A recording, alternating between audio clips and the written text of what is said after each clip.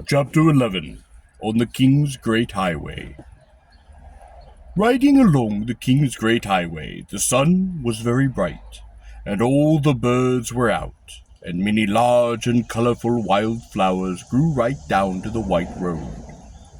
Janet Jane, who knew the names of almost all the wild flowers in the meadow, in the woodlot, and up on the little hills beyond, couldn't recognize any of these. "I'm all mixed up about time," said Jonathan, squinting up at the sun. "Seems to me it's been ages and ages since we left home before breakfast."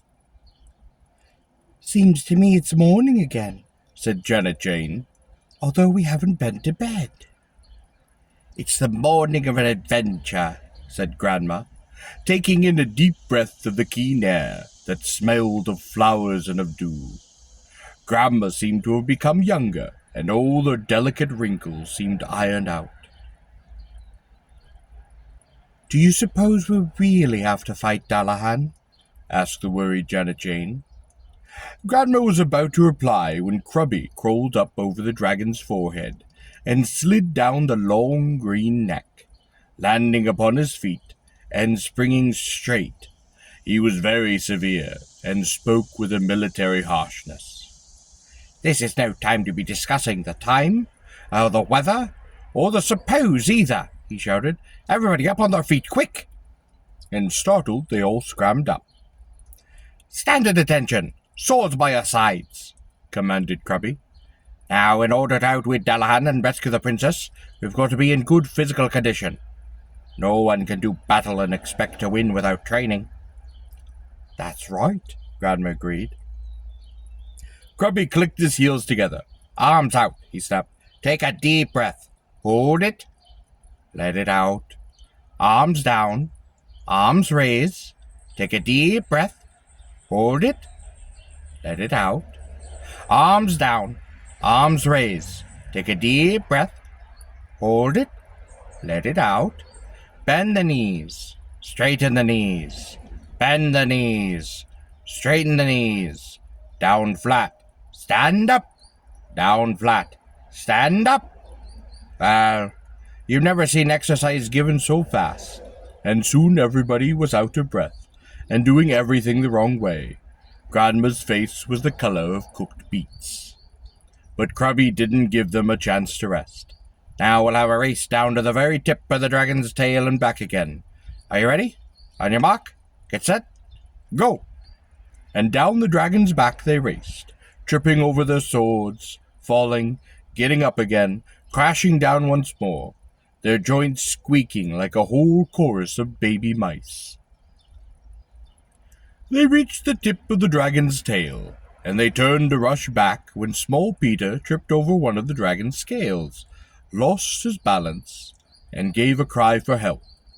This was not heard by the others, who raced on toward the dragon's head, and off he fell, rolling over and over until he lay in the ditch by the King's Great Highway. When he sat up, he could see the dragon, a tiny speck, running very fast down the white road, and in a moment was lost to sight. Peter stood up and looked about him, dazed for a moment, for it was very quiet on the road, as quiet as the woodlot, even more quiet because there was no drip, drip, drip of the spring. Now here was a pretty fix indeed. Small Peter, alone in the Dark Ages, dressed in a suit of armor, with a sword in his hand. This was a morning of adventure, to be sure. Peter lost in the once upon a time, way, way back in the long, long ago. He climbed up to the road again. For a moment he was afraid. He called out at the top of his voice, "Grams? Jonathan? Janet Jane? Dwagon?" But of course they didn't hear him, being out of sight and so very far away.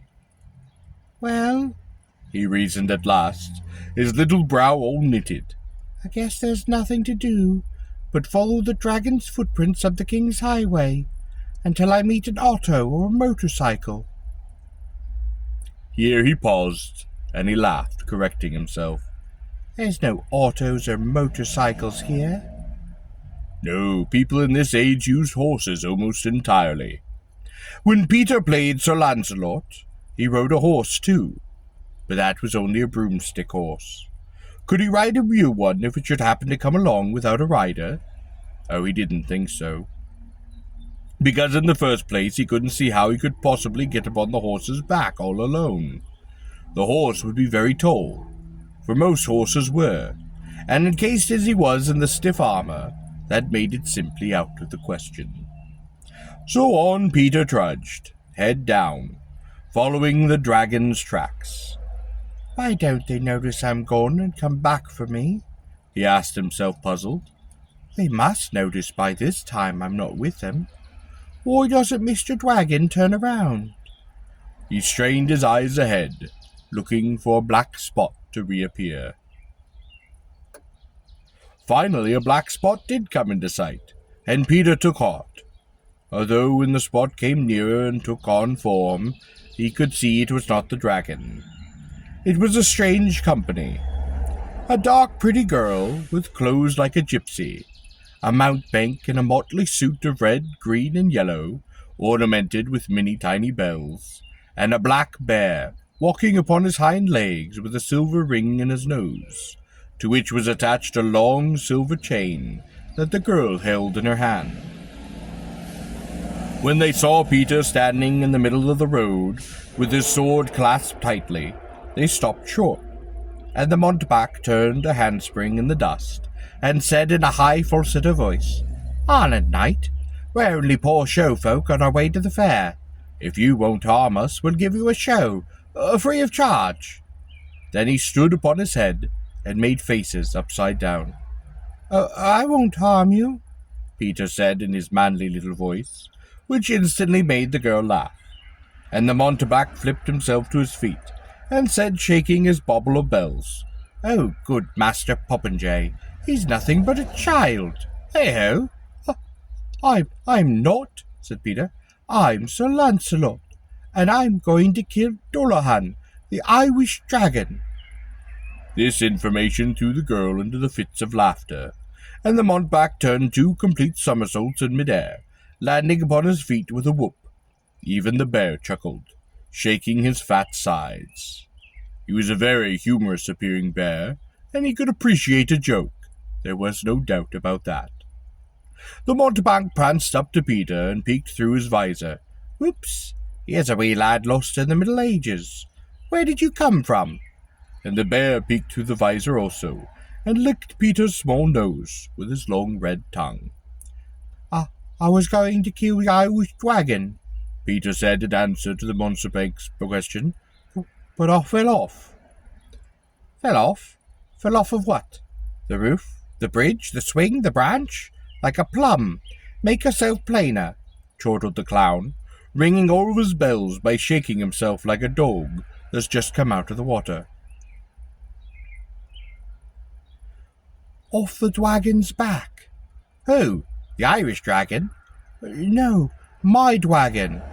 "Your dragon?" The mountebank then looked severe. "Do you own a dragon?" "No, but—" "Then why did you say you did?" "Oh, I mean, it's our dragon, but I found him in the cave." By this time, poor Peter was very confused. "I know, Peepo," spoke up the pretty girl. "He was riding that dragon we saw running up the road just a little while ago." "Were you?" asked the mountebank, wiggling one ear and keeping his other perfectly still. "Yes." "And you fell off?" "Yes." The mountebank shook his head dismally. "Dear, dear me, what a careless thing to do. I was running a race and I tripped," explained Peter. "Tripped? You can't blame anybody for it but yourself, can you now?" Then asked the mountebank, winking his right eye and wiggling his left ear at the same time, which is a very difficult thing to do. "I don't want to blame anybody. I just want to find the dragon again. That's all," said Peter. "Oh, you can't possibly do that," the mountebank returned. "He's probably 2,000 leagues away from here already. more or less. Oh, which way is Ireland? Peter asked. I don't know, said the Mountebank. It's follow your nose, I guess. I've never been there, but you never walked it in 20 years. Better come along with us. Can you dance? Inquired the gypsy girl. I went to dancing school once, but I can't dance, said Peter. Why? We need somebody else to dance at the fair, the girl said, taking a few fancy steps, and the bear joined in, ending it with a high kick. Can you juggle hoops and balls? Asked the Mountebank. No, Peter said, starting to feel quite useless. Can you swallow a sharp sword? No. Can you walk a tightrope? No. I can't do anything like that. I can kill a dragon with my sword. Well, you can't very well kill a dragon when there's no dragons to kill, now can you? Questioned the Mountebank, cocking his head. So come and walk with us to the fair. Where is it? Peter asked. Oh, it's just across those hills. You can see the church steeple straight ahead, if you use your eyes. Peter nodded as he saw a thin point, far in the distance, sticking above a hill like a blade of a sword. Hi-ho, let's go off to the beautiful show, cried the clown. He then linked his arm in Peter's, and they started off for the fair, the bear walking behind with the pretty gypsy girl, who began to sing the sweetest of songs.